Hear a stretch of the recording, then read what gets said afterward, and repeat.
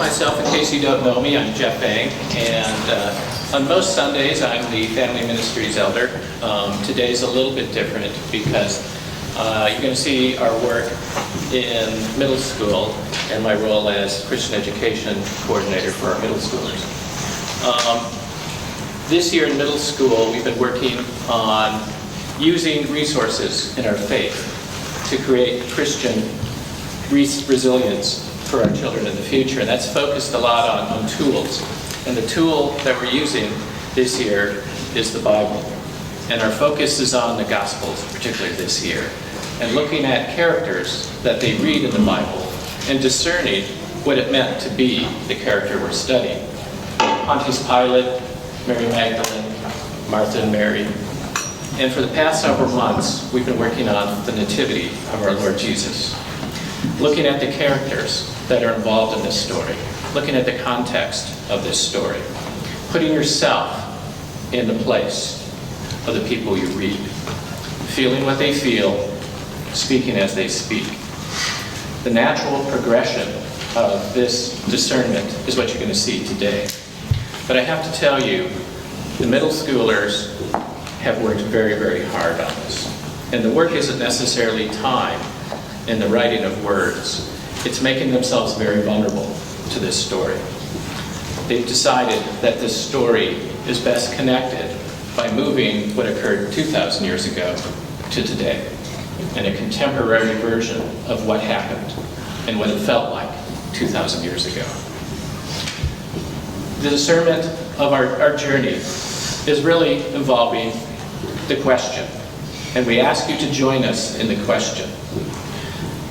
The question is, why did our Lord Jesus come to us from a humble family in a faraway place in the middle of nowhere? Why did the God who's all-powerful and has the ability to do anything choose that place, those people, in that time? So, you're about to see the Nativity of our Lord Jesus, as written by our middle school.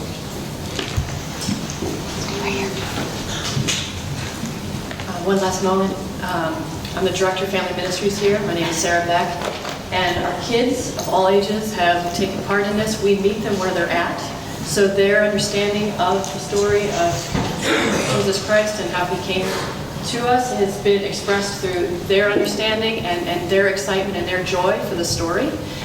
We also make sure that each of them have an opportunity to participate, whatever that looks like. So this is going to be an incorporation of everything from our preschool all the way to our high school, and what that looks like here at TBC. Without further ado, our play. The main characters are Maria, a young woman who works as a barista at Starbucks, and her fiancé, Jose, who is a game developer. The play begins with Maria coming home from work. She is tired, and her feet are sore. She has been working extra shifts to save money to pay for her upcoming wedding to Jose, her fiancé. She sits on the couch when she receives a text. Hey Maria, I have something important to tell you. Who is this? I'm Gabe. It's Gabe. I am an angel from God. Seriously, I'm not in the mood. Who is this? I am serious. I'm here to tell you you're going to have a baby. I don't know who you are, but you need to stop. Do not contact me again. I'm serious, Maria. I know this must be hard, but you have been chosen by God to carry the child of God. I'm going to block you. Please don't. I want to help you. You are already carrying to the child of God. We need to help you. Do not be afraid. All will be well. How did you know I was pregnant? Do not fear. It will be okay. Easy for you to say. What am I going to do? The next scene is a few weeks later. Maria is at the apartment of her fiancé, Jose. She's trying to speak to him, but he's distracted while playing a video game.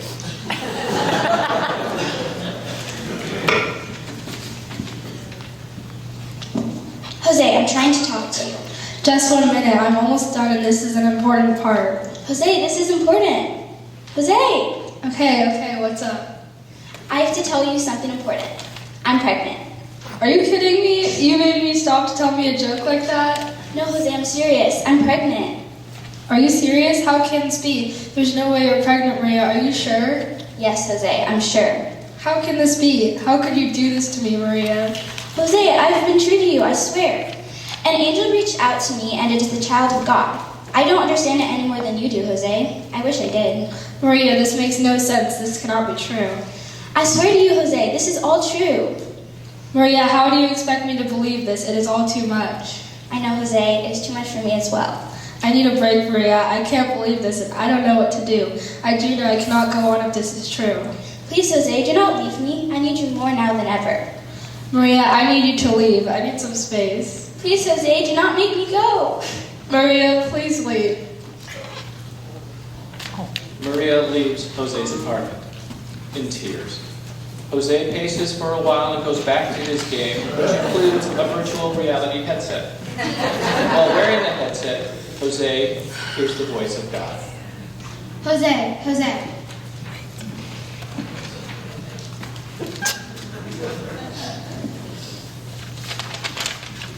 Whoa, what is that? Jose, Maria is with child. Yes, I know. Who is this and how'd you get into my game? Jose, the baby is the child of God. You have been chosen to raise the child of God. Who is this? How did you know Maria was pregnant? I know you love Maria, Jose. You must help her. But how? Yes, I love her deeply, but it is not my child. You love Maria as I love you. In this love, you must help her. But how? I don't know what to do. You will know what to do if you trust in the love you have for one another and in the love I have for you. I'm so confused. The next scene is several months later and involves the wedding of Jose and Maria. It is a very small affair with only Jose, Maria, and Jose's best friend in attendance. It is at the Justice of the Peace's office. No family of either Jose or Maria choose to attend. Jose, do you take Maria to be your lawfully wedded wife? I do. Maria, do you take Jose as your lawfully wedded husband? I do. Do you both swear to love and honor each other for the remainder of your days? We do! Then with the power invested in me, I declare you husband and wife.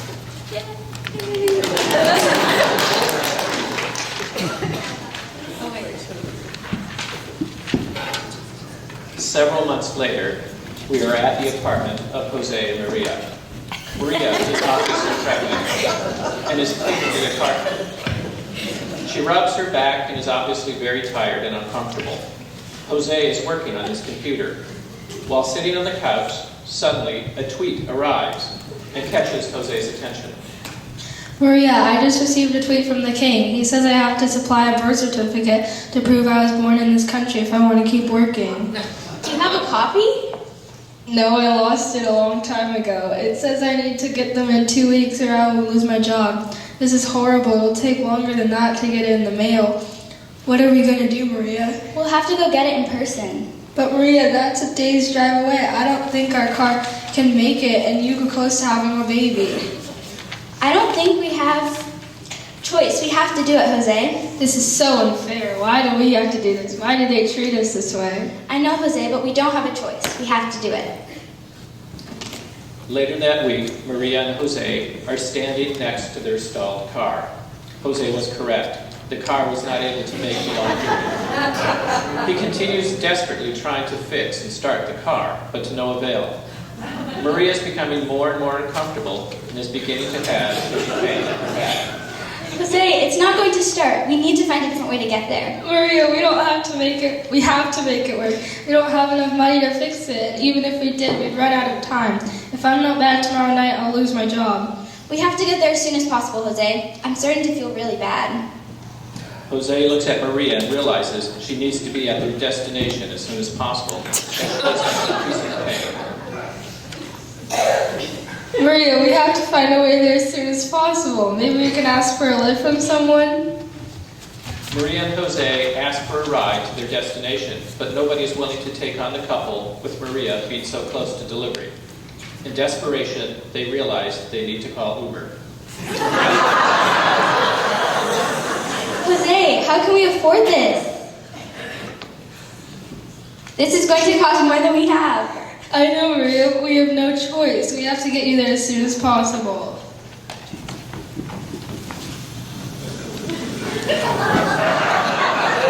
Their Uber driver arrives and takes them to their location, the Comfort Inn, where they have a reservation. Hello! Hang on. I missed my exit. They arrive at the Comfort Inn, but they are late, and they are unable to check in.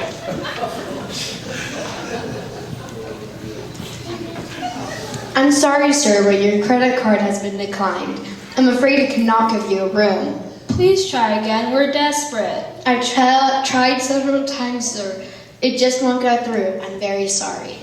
What is it, Jose? What is wrong? I think we went past our limit with the Uber right here. We'll need to find a different place that's cheaper.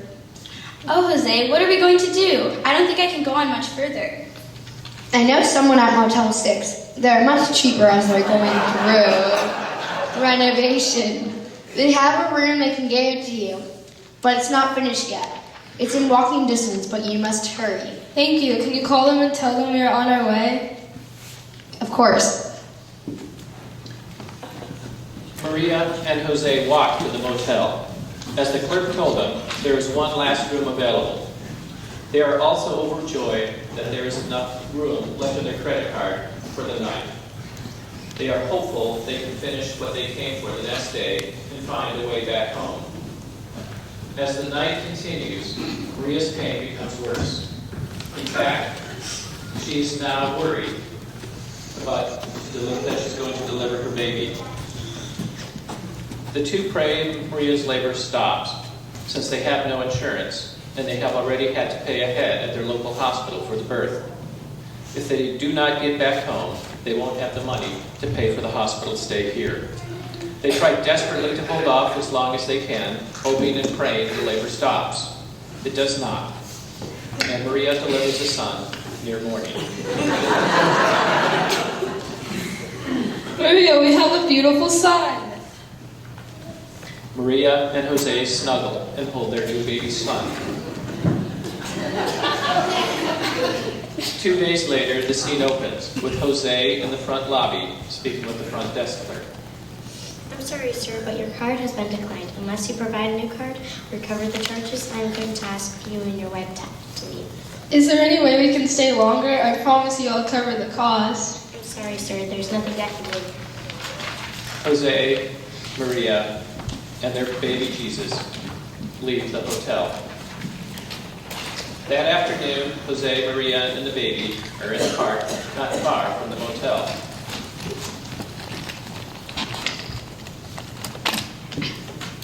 Jose, what are we going to do? How are we going to take care of Jesus? I don't know, Maria. We'll think of something. As Maria and Jose are sitting in the park, they notice that they are attracting the attention of animals. Suddenly, animals are appearing out of nowhere and are coming to see the baby Jesus. Jose, are you seeing this? I am. They're coming to see the baby.